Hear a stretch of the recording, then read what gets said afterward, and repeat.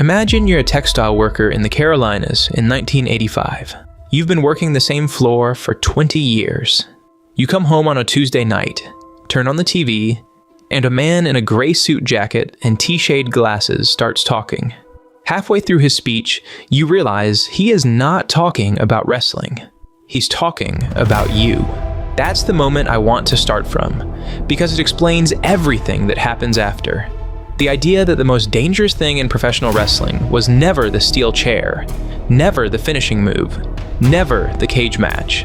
It was always the live microphone. To understand what Dusty Rhodes did on that night in October, you first need to understand what America felt like in 1985. I am today ordering a freeze on all prices and wages throughout the United States for a period of 90 days. The manufacturing sector was in free fall.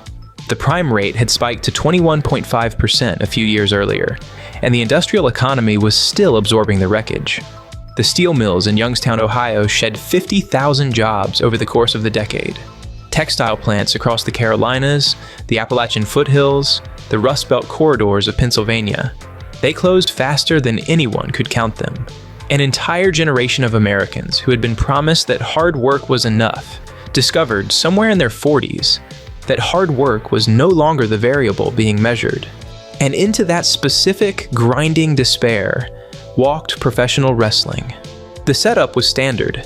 NWA champion Ric Flair, a man built entirely from Rolex watches, custom suits, and contempt for anyone who couldn't ride in a limousine.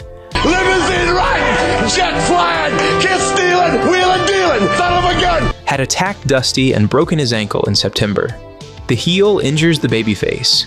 The babyface returns hungry for retribution. That's as simple as wrestling gets. But what Dusty did with that framework was not simple by any measure. He stood in front of the camera in a gray suit jacket and a pink shirt that strained at the collar, wearing T-shade glasses, with a purple scarred forehead that was the permanent record of decades in violent rings. He looked, in the words of the journalist who covered him, like a burlap bag full of doorknobs. And then he said, "What hard times are, Daddy? Hard times are when the textile workers around this country are out of work and got 4 or 5 kids and can't pay their wages, can't buy their food." He paused. Hard times are when the auto workers are out of work and they tell them go home. And hard times are when a man has worked at a job 30 years. 30 years. They give him a watch, kick him in the butt, and say, "Hey, a computer took your place, Daddy." That's hard time. He looked directly into the camera. And Ric Flair, you put hard times on this country by taking Dusty Rhodes out. That's hard time. Notice what he chose to abandon. He barely describes his own suffering, mentions the ankle almost in passing, then lets it go entirely, because the injury is fictional, but the suffering he wants to talk about is as real as it gets. His manufactured hardship is just a bridge to yours. And then he does something extraordinary. He takes Ric Flair, a fictional villain in a scripted television program, and holds him personally responsible for the actual economic collapse of the American working class. You put hard times on this country. On the country. On the man watching at home whose father just got a handshake and a handshake-shaped hole where 30 years of work used to be. Flair didn't close those factories, but in the emotional architecture of that argument, he might as well have. Dusty also knew he had to look like the audience to make any of this land. He says it himself. I admit I don't look like the athlete of the day supposed to look. My belly's just a little big, my hind is just a little big, but brother, I am bad and they know I'm bad. That admission is the most calculated line in the entire promo, because it arrives as honesty. He is the overweight guy from the neighborhood who happens to be ferociously, terrifyingly real. In a world where Hulk Hogan was selling America on a cartoon superhero, that specific, unpolished physicality was the entire argument. It told the audience he was one of them before he said a word about it. The promo ends with Dusty stepping toward the camera, reaching his hand toward the lens. The world's heavyweight title belongs to these people. I'm gonna reach out right now. I want you at home to know my hand is touching your hand for this gathering of the biggest body of people in this country, in this universe, all over the world now, reaching out because the love that was given me, and this time I will repay you now because I will be the next world's heavyweight champion on this hard time blues. At Starrcade 1985, the crowd for that match was enormous and furious and completely invested in a way that had nothing to do with athletic competition. They were watching themselves fight back against something that had been doing violence to them for years, using a man who looked like them, talked like them, and had thought to aim it all somewhere. Every working-class wrestling hero that came after owes something to that night in Charlotte. The Dream walked so Steve Austin, Mick Foley, Sting, Eddie Guerrero, and Dusty's own son Cody could run. Dusty used the unguarded door to close a distance, but the next man used it to burn down the world.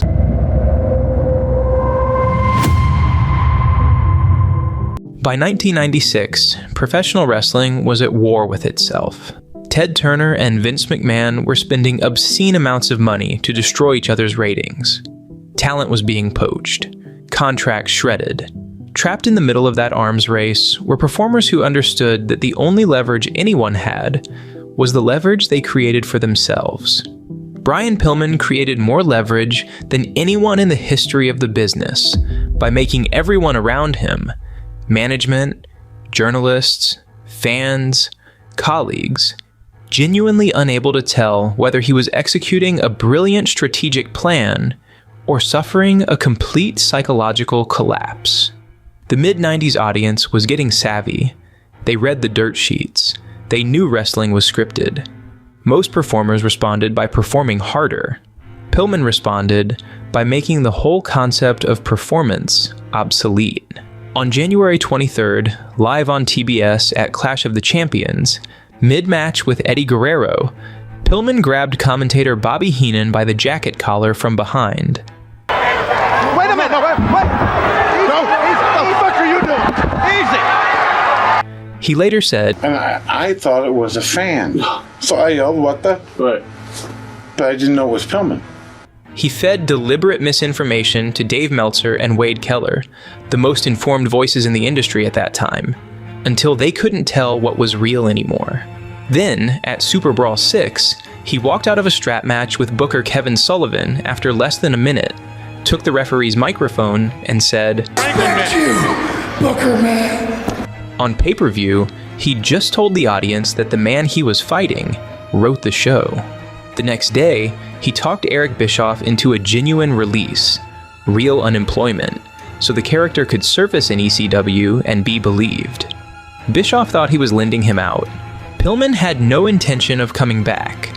6 days later, at CyberSlam, the lights went out on Joey Styles mid-interview. When they came back up, Pillman was standing in the ring. 1,300 people came apart. He started on Bischoff, and the building was with him. I like you as an announcer. You know why? Because I just had an announcer take away constitutional rights. Crowd pop. He paced. He looked at them. Then he turned the gun around. A little more. You know what Eric Bischoff is? Eric Bischoff is each and every one of these motherfucking smart marks rolled up into one giant piece of shit. He paused. Smart marks.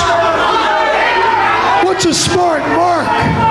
A mark with a high IQ? Fans at ringside held up a sign. Pillman, don't work me. He read it. Then he answered it. A mark is a guy that pays his last $20 on crack. And a mark is each and every one of you sorry son of a fucking bitches. Joey Styles tried to cut to commercial. And on that note, we're going to go to a commercial break. Pillman took the segment off him and finished by announcing what he intended to do next. The only appropriate thing Brian Pillman should do, I'm gonna yank out my Johnson and piss in this hellhole. He got as far as the zip before Todd Gordon, Paul Heyman, Shane Douglas, and security hit the ring and dragged him out. On the way, he pulled a fork from his boot and stabbed a planted fan with it. The ECW crowd had come precisely because they believed they couldn't be fooled. The sign proves it. Pillman turned that belief into the weapon. He told the smarks they were marks. He told the people who knew it was fake that their knowledge was the thing making them easier to manipulate. Half the crowd was furious. The other half didn't know whether to be furious or impressed, which is exactly the uncertainty Pillman needed. That cognitive split was his entire art form. He parlayed the chaos into a guaranteed downside contract with the WWF that June, the second the company ever handed out. Pillman wasn't the first man through that door. He was the first to kick it open on purpose, which is the more interesting claim anyway. He accepted genuine professional consequences as a business calculation, trusting the chaos he'd created was worth more than the stability he'd sacrificed. It was. It always is. When it's real. Pillman was found dead in a hotel room on October 5th, 1997, at 35, of an undetected heart condition. Have you had any opportunity to think about what you now as a single parent will do to support your 5 children? Vince, I don't even really know what day it is. I don't know what I'm gonna do. He never got to become everything the character promised, but the blueprint survived him intact. Every worked shoot since. Every moment a live audience leans forward and whispers, "Wait, is this real?" runs through what Pillman built in that ring. The audience's certainty itself was the thing he proved you could take away. Brian's words were the powder keg. The next man lit the fuse, unleashing an explosion so massive that it reshaped not just wrestling, but pop culture itself. At the 1996 King of the Ring, Steve Austin beat Jake the Snake Roberts, recast as a born-again, scripture-quoting babyface. In the tournament final, Austin climbed onto the tournament throne, sweating and bloodied and completely unbothered by the crowd's reaction either way. He also had no plan until minutes before he executed it. Walking back in, Hendricks told him that while he was getting sewn up, Jake had cut a religious promo on him. That was the entire brief. You sit there and you thump your Bible and you say your prayers. Hendricks, in character, scolded him immediately. Come on, that's not necessary. Austin kept going, called Roberts a piece of crap. The reaction was real, but split. Milwaukee had booed him all night. He was working heel. The explosion happened later, in living rooms and t-shirt lines. The historical myth says one promo saved the WWF. The truth is more interesting. The black and white Austin 316 shirts didn't appear in shopping malls because of 30 seconds in Milwaukee. They got there through 9 more months of increasingly violent storytelling. Most critically, WrestleMania 13, where Austin bled from a head wound, trapped in Bret Hart's sharpshooter, refusing to tap until he physically passed out. That image completed the character the promo started. A man who announces contempt for everything is just loud. A man who demonstrates, in blood, that the contempt is real. That's someone you follow. The 80s WWF audience had been sold Hulk Hogan, the patriotic superhero, the American dream in neon. The 90s audience had grown up. They'd watched the same factories close that Dusty described in 1985. They'd come of age under economic anxiety, grunge music, and a mounting conviction that authority hadn't earned its deference. They'd outgrown the role model fantasy. They wanted someone to punch their boss in the face. 316 says I just whipped your ass. A declaration of war against every system that had told these people to be patient, be grateful, be polite. When the WWF paired Austin with Vince McMahon as his tyrannical billionaire antagonist, and let the entire product hinge on that conflict, it generated the most commercially successful period in company history. The promo lit the fuse. WrestleMania 13 burned it. Austin gave the crowd the hero they never knew they were waiting for. That same summer, on the other channel, their old hero crossed a line no one thought he ever would. Hulkamania was never a marketing term. It was a genuine cultural phenomenon. Patriotic, neon yellow American optimism given a body, deployed exactly when a country still recovering from the 70s wanted to believe in uncomplicated heroism. The yellow trunks, the ear cupped theatrically to the crowd, the impossible comeback timed to the moment all hope seemed lost. Children understood these. Parents tolerated them. The culture absorbed them without resistance. At Bash at the Beach, the main event pitted Kevin Nash and Scott Hall, the self-proclaimed outsiders, against Sting, Lex Luger, and Randy Savage. Their third man, they promised, was already in the building. 4 minutes in, Luger was caught under Nash during a stinger splash, knocked cold, and stretchered out. 2-on-2 for the rest of the match. Sting and Savage fought back. Savage got the hot tag and tore through both men, until Nash hit him with a low blow. Everyone was down. Hulk Hogan's music hit. Hulkamania! Hulk Hogan is here! Hulk Hogan's here! The crowd expected a rescue. Instead, Hogan leg dropped Savage, the man he'd appeared to be saving, and aligned with Nash and Hall. Garbage and soda cups rained into the ring in a wave alarming enough that a fan went over the rail and had to be forcibly removed.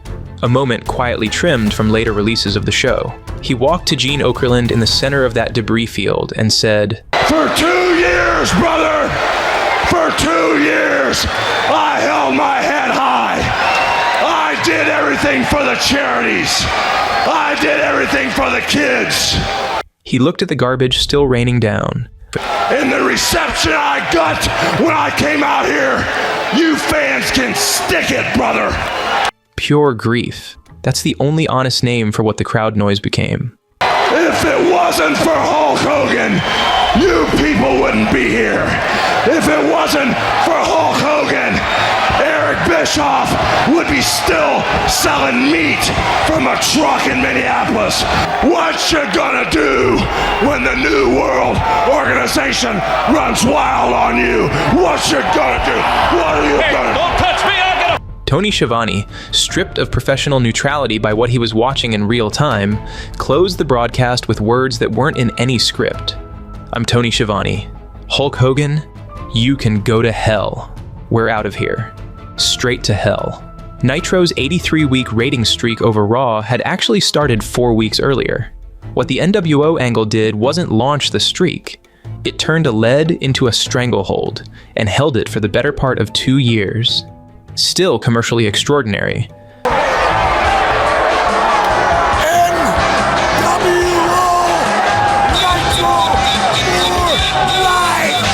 But the promo itself was something beyond an angle going well. It was a character committing suicide in real time, while the man who built that character watched from inside the body. Hogan had always been a performance. The hulking up, the finger wag, mechanics of a myth built piece by piece over years. The audience knew it was a performance and loved it anyway. That's the contract of kayfabe. Bash at the Beach shattered the contract by weaponizing everything the audience had given him. Every year. Every year of loyalty.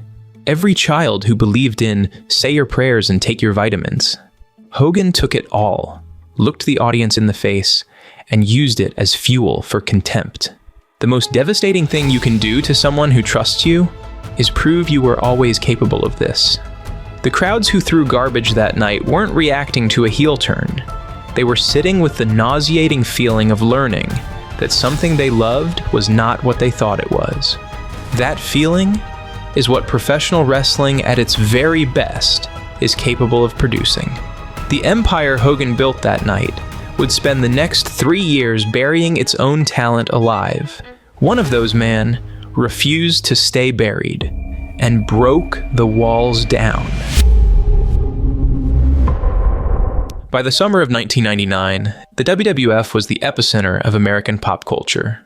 Raw was the highest-rated show on cable. SmackDown was weeks from launching on UPN. That October, the company would go public on the NASDAQ, priced at $17. opening near 30, touching 35 before closing its first day at 25 1/4. Across the building, WCW was suffocating its future to protect its past. The NWO angle that had driven their ratings dominance had calcified into a stranglehold. Aging, highly paid stars occupied the main event and refused to move. Brilliant young performers, who'd spent years making WCW's mid-card worth watching, were trapped beneath a glass ceiling with no exit and no leverage. One by one, they left. Chris Jericho was among the first out, signing with the WWF that June. For weeks, a countdown to the new millennium clock had been running on WWF television. Jericho's own idea, lifted from a clock he'd seen in a post office. The internet had been guessing at it the entire time. On August 9th, in Rosemont, it hit 0. The lights went down, the pyro fired, and the moment the name hit the Titantron, the building went from interested to detonating inside a syllable. Nobody was confused about what they were seeing. That was the point. They'd been made to wait for it. 2, we're counting it now! 3, 2, 1! The Rock was mid-promo, challenging the Big Show. Jericho didn't come to the ring. He stood at the top of the ramp, back to 14,000 people, arms out, and turned around, delivering almost the whole thing from the stage, on his own microphone, simply talking over him. Welcome to Raw Is Jericho! Now, for those of you who don't know me, I am Chris Jericho, your new hero. And for those of you who do know me, well, all hail the Ayatollah of rock and roller! That the Y2J problem is here. This company, from the front office idiots to all the amateurs in the dressing room, including this one, to everybody watching tonight, will never, ever be the same again. Neither man flinched. The Rock had spent 2 years becoming the most naturally gifted talker in the business. How dare you, little jabroni, come on the Rock show and not even have the class to introduce yourself? What is your name? I told you. It doesn't matter what your name is. The crowd didn't know which side to be on, which is exactly right. The most electric conversations are the ones where you can't pick one. The segment illustrated the difference between an organization that knew how to use young talent and one that didn't. WCW had Jericho for 3 years and buried him in mid-card slots. The WWF gave him The Rock on night 1. Welcome to Raw Is Jericho wasn't his closing line. It was his opening one. A declaration made before he'd earned a single thing in that building, to a crowd that already knew exactly who he was. The whole exchange was over in minutes. The Rock timed it himself, on air, in the middle of it. After 3 boring minutes, The Rock says, and shut your mouth! 3 boring minutes. That's the speed of a great promo. That urgency came from having someone to beat. 12 years later, with no one left to beat, the pressure would have to come from inside the building. By the summer of 2011, the WWF's triumphalist era was a decade in the past. WWE had purchased WCW's assets in March 2001. Of WCW is in my hands.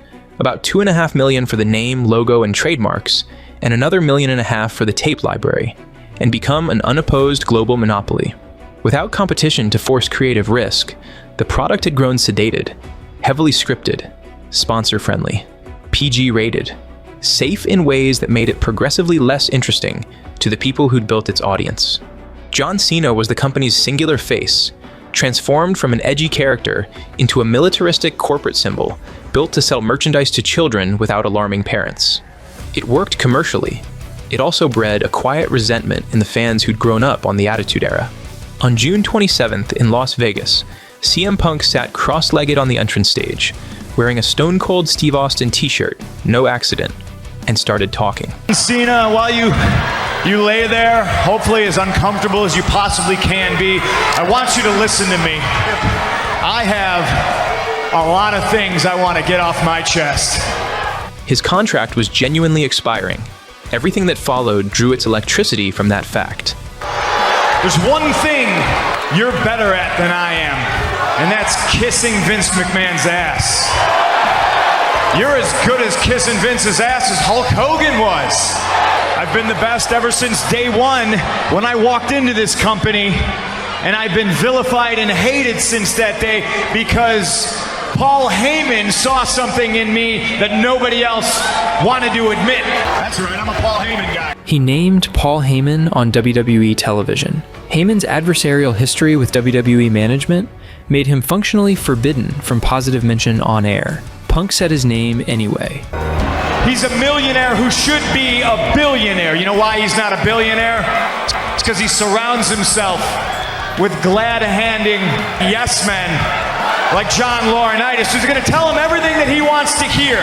He's diagnosing the entire corporate culture standing around him, live, on the company's own broadcast.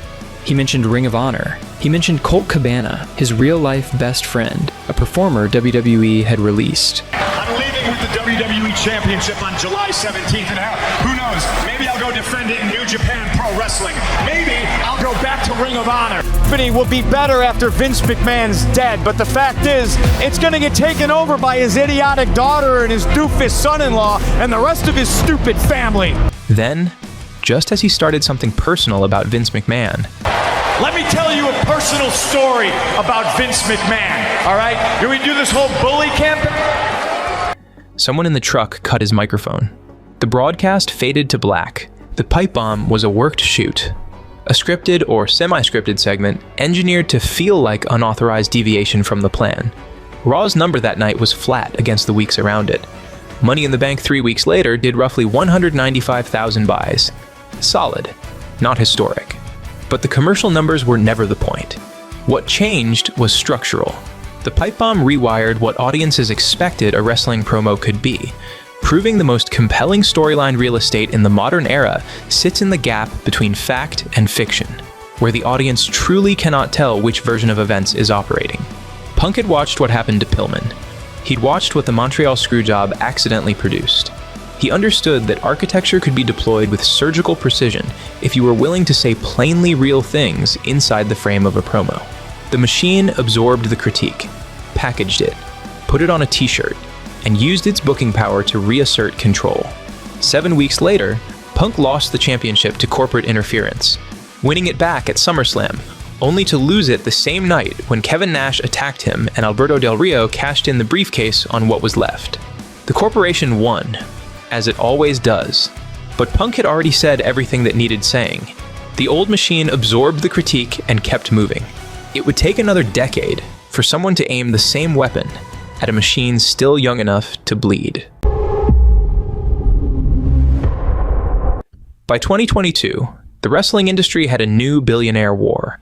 Tony Khan's All Elite Wrestling, the best-funded national competitor WWE had faced since WCW folded in 2001, was on TBS and TNT, drawing consistent, passionate audiences, built as a direct response to what fans felt WWE had failed to provide: work rate, creative freedom, and alternative.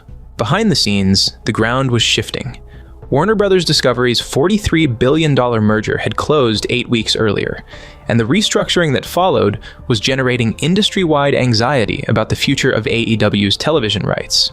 Senior WW executives were in the building that night, and everybody involved knew it. Inside AEW, a pointed, real resentment was building.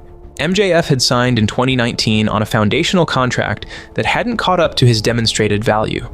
Acknowledged internally and externally as one of the company's premier draws, I'm better than you, and you know it. His salary was dwarfed by ex-WWE signings who'd arrived years after him. Shinier names, not better ones. The fury was real. He came out hurt. Wardlow had powerbombed him 10 times at Double or Nothing days earlier, and opened by telling the crowd exactly whose voice they were about to hear. I am in a lot of pain right now after what happened on Sunday, but all you people want to do is hear me talk, right? That's what you want, right? You want to hear me talk? I'll talk, but this is Max Friedman talking. He wasn't performing for the camera. He was looking for Tony Khan. Big merger, boss. A lot of important executives here tonight to watch your product. Would be a real shame if something bad happened. That's mob boss phrasing aimed at his own promotion, delivered in front of the exact executives deciding its future. He's threatening the company on the company's own television time. Why? When this company first started, it was all friends wrestling. Everybody was handed a ticket, except for me. See, I had to write my own. And boy, do I have good penmanship, because I created moment after moment after moment for this company, and I still get no respect. A direct nepotism accusation aimed at the man who owned the show he was standing on. Nobody is on my level. No one. 4 words, flat delivery, the shortest line in the promo, doing the most work. It's funny I hear boos, but I also hear clapping. That's interesting. That's interesting. Where were you guys? Where were you guys this whole weekend when you were calling me an unprofessional piece of shit? Not a blanket insult, a specific accusation about fans who claim they always rated him. The accuracy is the weapon. Now let's talk about you fans, huh? You people call yourself fans. You're not fans. You're uneducated marks. He looked directly into the camera. His face was red. How could I possibly be the best? Well, newsflash, I am the best. I'm the best in the world, because I'm the only guy who makes you feel. And unlike all those boys, I don't gotta do a bunch of bullshit to get you there. Without naming an opponent, he draws a hard line between his own approach and the high spot indie style AEW had built its early identity on. Hey boss, would you treat me better if I was an ex-WWE guy? The salary grievance stated as plainly as it can be stated on the company's own broadcast. I don't want to wait till 2024, but you don't listen to me, so allow me to make it a little bit easier for you. Tony, I want you to fire me. Tony. Told directly to Khan, who was reportedly watching from ringside, the most personally aimed line of the night. Look at me, Tony. Look at me. I want you to fire me. You fucking mark. Fire me. Fire me. Calling for his own firing on live television in front of the people who approve TV deals isn't a request. It's a dare. The production truck muted the profanity, cut his microphone, and faded to black. No graphic, no music, straight to commercial. When the show returned, commentary said nothing and moved into a recap without mentioning his name. The silence was part of the performance too. AEW pulled his merchandise the next day, pulled his profile. Warner Brothers Discovery reportedly removed him from promotional spots airing on TNT and TBS. The consensus eventually settled on worked shoot. The financial grievance was real. MJF confirmed it later. The number went up. He signed. Here's what makes the MJF promo the most structurally significant entry on this list. Every previous speech was a performer speaking to an audience about an enemy. Dusty against Flair, Jericho against WCW's mismanagement, Austin against the establishment, Hogan against his own mythology, Punk against the corporate machine. The target was always identifiable, separate from the audience. MJF aimed at everything simultaneously. The corporate executives in the luxury suites, the fans who cheered the ex-WWE signings making more money than him, his own boss, the media apparatus reporting on the merger, the concept of the company itself. AEW had been built, in part, because performers like Punk had proved that homegrown talent was being undervalued by the corporate monopoly. And here was AEW's most homegrown talent, making the exact same argument, with the exact same tools, against AEW. The alternative had become the establishment. And the establishment was receiving the same treatment. The architecture of the speech does not care about the corporate logo behind the performer. It only cares about the reality behind the grievance.